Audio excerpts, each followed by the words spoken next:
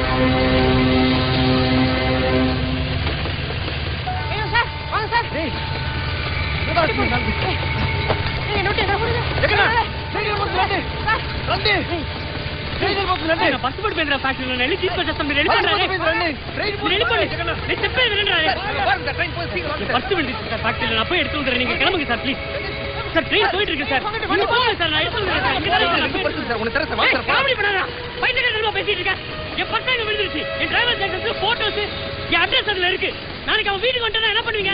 Police complaint கொடுக்கலாம், வாங்க போலாம். நீ போடா, நம்ம சாவ வேண்டியதாயா? டேய் நான் பாத்துக்கிறேன்டா, நீங்க போங்கடா. தெரியும் போறேன், எல்லாம் போலாம், வாங்க போலாம். தயவு செஞ்சு போங்க சார்.